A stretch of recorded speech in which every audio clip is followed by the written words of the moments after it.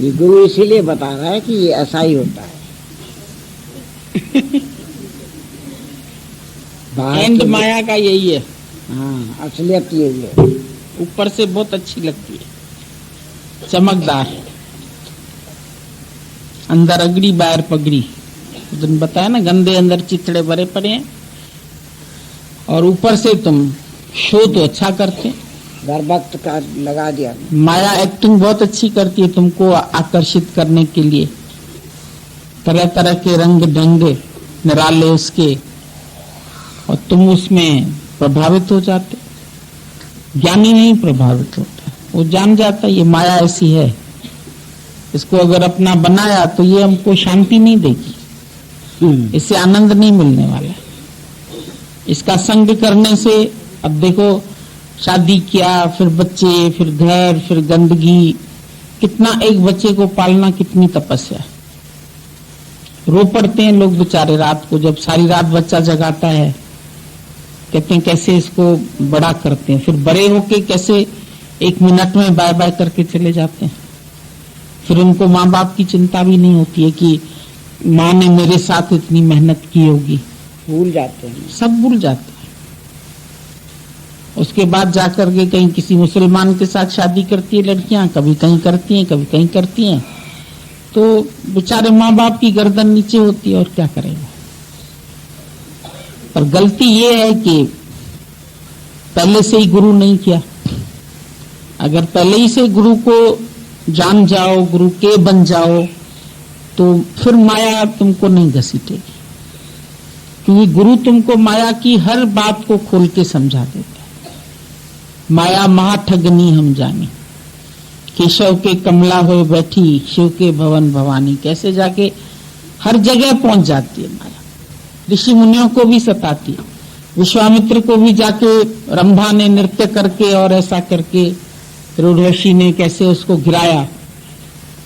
तो माया तो इनवाइट करती है तुमको, और खास तौर से इंद्र जो है उसका सिंहासन हिलता है जब कोई तपस्वी तपस्या करता है, तो उसको लगता है कि अगर ये तपस्वी तपस्या करेगा तो मेरा राज्य तो नहीं चलेगा। और वो इंद्र और कोई नहीं, तुम्हारा मन इंद्र है, जो इंद्रियों के रस लेता है, उसका तखत हिलता है। जब गुरु मिलता है ना, तो मन तुम्हारा उसका तखत हिलने लगता है, और वो फिर कई कई तरीकों से तुमको जुठलाना चाहता है, बहलाना चाहता है, माया की ओर ले जाना चाहता है, मन गिराने की कोशिश करता है। फिर कहेगा इतनी दुनिया पागल थोड़ी है, सब तो घर गृहस्थ में रहते हैं, सब तो बाल बच्चे पैदा करते हैं, सब तो ऐसा करते हैं, हमने भी किया तो क्या हुआ, हम भी उसी रास्ते पर चले तो क्या, वहां से फिर निकल आएंगे, फिर सत्संग की सेवा करो, फंसो। अगर उसका सच्चा प्यार है तो वो उसके खुशी में खुश क्यों नहीं रहता है। प्यार ये नहीं होता है कि जिसमें मैं खुश हूं तुम खुश हो जाओ, तुम उसकी खुशी में खुश हो जाओ ना। अगर वो तुमको 10 महीना खुशी देती है तो 2 महीना तुम भी तो उसको खुशी दो। इतना पुरुष प्रधान हमारा देश है, इसमें डोमिनेट करते हैं लेडीज को, और ऊपर से देवी माता की पूजा करते हैं। बहुत हैरानी लगती, जय माता दी जय माता दी, और घर की स्त्री को तो नहीं पूजते। यत्र नार्यस्तु पूजन्ते रमन्ते तत्र देवता। अगर नारी की पूजा घर में हो तो वहीं देवताओं का वास होता है। पर नारी को क्या समझते, एक भोगने की चीज है, बस बच्चा पैदा करने की मशीन है, पूरा खाना बनाए, पूरा ये दे, सज धज के लिए मेरे लिए बैठे, मेरे साथ सिनेमा चले, मेरे को कंपनी दे, मेरे को ये दे, मेरे को वो दे, और मेरे को खाली थोड़े ही, मेरे पूरे घर वालों की गुलाम बने, सबकी गुलामी करे, सबके पैर छुए, सबके यहाँ शादी ब्याह हो तो चले, सबके दहेज बना दे, सबके, क्योंकि सियाणी है, पढ़ी लिखी है।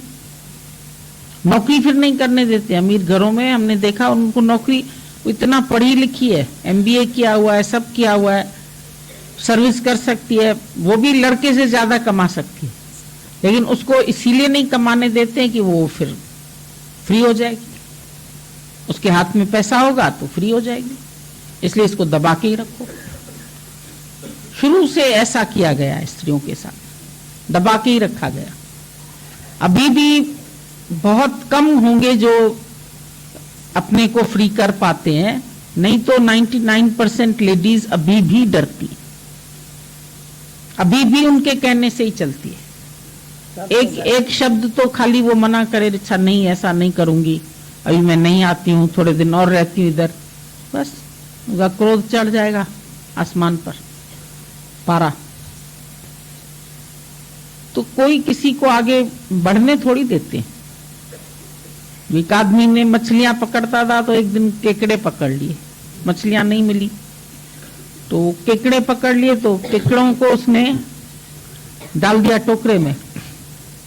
ये टोकरे में डाल दिया तो उसके बाद वो आराम से लेटा हुआ था, तो वहां से उसका एक जानने वाला निकला, बोला क्या बात है भैया, आज मछलियां नहीं पकड़ी तुमने?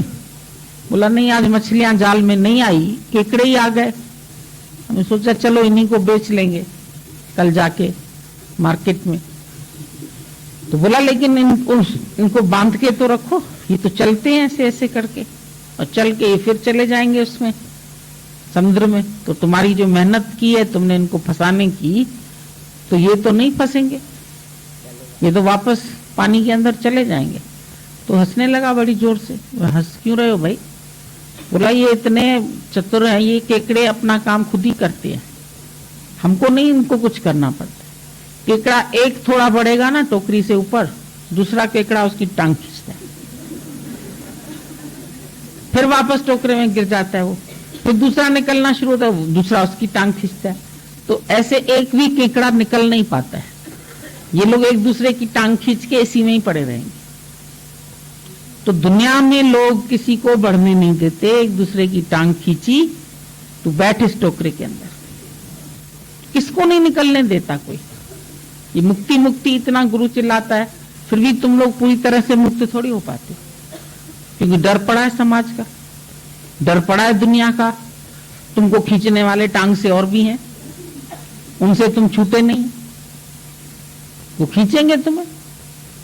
क्यों सारा दिन सत्संग करती हो, क्यों ऐसा करती हो, क्यों बड़ी बावाणी बन गई हो, बड़ी गुरु बन गई हो, बड़ा सबको सुनाने जाती हो, लेक्चर देने जाती हो, दिमाग खराब हो गया है तुम्हारा। गृहस्थी है, हम लोग को गृहस्थ के हिसाब से चलना चाहिए, मर्यादा के हिसाब से चलना चाहिए, सबके पास आना जाना चाहिए, चाहे वहां जाकर के सारा दिन दुनिया की बातें करे। कौन हमारे से ज्ञान की बात सुनता है? बेटा कैसा है, कितना पढ़ गया है, कितना बड़ा है, शादी लायक है, शादी करोगी उसकी, कब करोगी, अच्छा हमारी लड़की बैठी, यही बातें करते। हमने भी सुन के देखी किनारे से, सबके घरों में आना जाना हमारा काफी रहा, हमको तो एक रूम दे देते हैं, लेकिन बाहर आंगन में बैठ के वो लोग जो बातें करते हैं तो हमको सुनाई तो पड़ती है कि क्या बातें कर रहे हैं। रिश्तेदारी में किसी के घर गए तो रिश्तेदार जब आपस में मिलते हैं तो ये जोर जोर से बातें करते हैं, जैसे ये बड़ा मजमा लग गया। गुरु के सदके सब रिश्तेदारों को भी बुला लेते हैं, वो फिर आपस में वही बातें करते रहते, तुम कैसी, हम कैसे, तुम्हारा कैसे, हमारा कैसे, क्या खाओगी, क्या बनवा दें, क्या मंगवा दें। खिलाने पिलाने में समझते हैं कि बड़ा प्यार है, पहले खा पी के अगला बीमार पड़े, घी का इतना तड़के लगा लगा के उनको खिलाते हैं, और सारा दिन खाना पीना, गप्पे मारना, घूमना फिरना, प्रोग्राम्स बनाना। हमारे लिए भी बनाते हैं, वहां चलिए गुरुजी, फलानी जगह चलिए, ताजमहल देखिए, उधर देखिए, वहां जाके फिर हाउ करते हैं, पिकनिक करते हैं, हंसी ठट्ठा करते हैं, जोक्स बताते हैं। एक बार जोक्स बताना शुरू करें फिर इतने वाहियात जोक बताना शुरू करते हैं, हमने तो पिकनिक पार्टियां सब बंद कर दी, क्योंकि वहां तुम लोगों के भी चंचल स्वभाव निकल आते। अभी एक जना यहाँ कोई जोक बताना शुरू करे ना, सब बताना शुरू करें। एक अगर शायरी बताना शुरू करेगा तो सब शुरू कर देंगे, इसलिए हम एकदम चुप करा देते हैं। ज्ञान हमारा शेर व शायरी का नहीं है, इश्क का जरूर है, पर शेर शायरी और ये मजाक और जोक्स और हंसी ठट्ठा करना, ये भी रस पड़े हुए। स्त्री को मर्द के साथ बात करना अच्छा लगता है, मर्द को औरतों के साथ बात करना, ये भी अपोजिट सेक्स का अट्रैक्शन होता है। ऐसे ही करते हैं बातें। और दादाजी का हम लोगों के ऊपर बहुत सख्त पहरा होता था, वो तो किसी से नहीं बात करने देते, बोलते थे जाके लेडीज अपना सत्संग करो, मर्द अपना करें। ऐसा भी किया उन्होंने। जहां कॉन्फिडेंटल लोग नहीं होते अच्छे, जो अपने विश्वास से आगे बढ़ सके, तो उनको मना कर देते, तुम जाके अलग सत्संग करो। नहीं तो ये पिकनिक पार्टियां, हंसी मजाक, सत्संग पूरा होते ही शाम का हमने क्यों बंद किया सत्संग? शाम के सत्संग में टिक्की बनी, समोसा बना, पकौड़ा